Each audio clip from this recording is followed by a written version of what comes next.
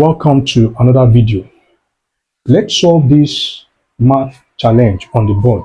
In a class of 80 students, 3/4 study biology and 3/5 study physics. If each student studies at least one of the subjects, draw a Venn diagram to represent this information. Roman numeral 1. How many students study both subjects? Roman numeral 2. Find the fraction of the class that study biology but not physics. Okay, so the first question is for us to draw a Venn diagram. But first, we need to know the number of students who study biology and the number of students who study physics. And to do that, okay, I'm going to multiply 3/4 by the number of students in the class for me to calculate or to know the number of students who study biology. All right, so solution. So for students who studies biology, okay, it will be 3/4 multiplied by 80. That is because the cardinality of students who study at least one of the subjects, okay, that is B union P is 80, okay. So 80 divided by 4, this will be 20, and this will be equals to 60. So which means cardinality of students who study biology is 60. Okay, then for students who study physics, okay, we have 3/5 study physics. So which means this will be 3/5 multiplied by 80. 80 divided by 5, this is 16. 16 times 3, 48. So which means the cardinality of students who study physics is 48. So we are asked to represent this information on a Venn diagram. You know, a Venn diagram is a pictorial representation of set informations using rectangle and circles. All right, so let me draw the Venn diagram here. Okay, Roman numeral 1. So the Venn diagram,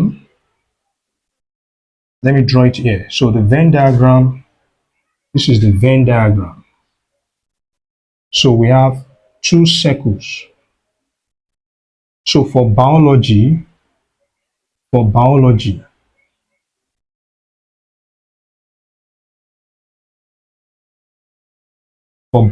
that's B is equals to 60. Then for physics, 48. Okay.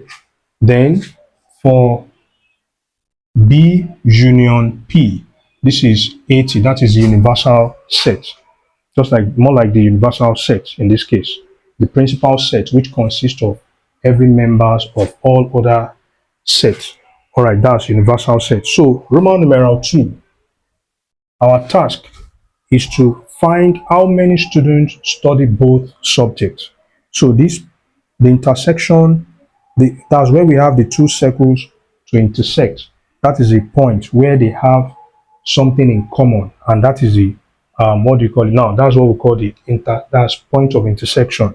So which means students who study physics and biology will be here. Okay, so I'm going to choose a letter to represent that. So let X represent students who study both subjects. So which means this will be X. Okay, so which means for biology only, this will be 60 minus X. Then for physics only, it will be physics only will be 48 minus X. Okay, 48 minus X. Yeah. So that's the union of biology and physics will be everything within the two circle, and that's what we have here. Yeah, that's what we have here. So which means it means I'm going to use the formula cardinality of B union P equals to cardinality of B only plus cardinality of P only. Okay, plus remember union. The union of two sets is a third set which consists of elements within the two sets without repetition. So I'm going to add these together and set it equals to 80. So plus cardinality of biology intersection physics.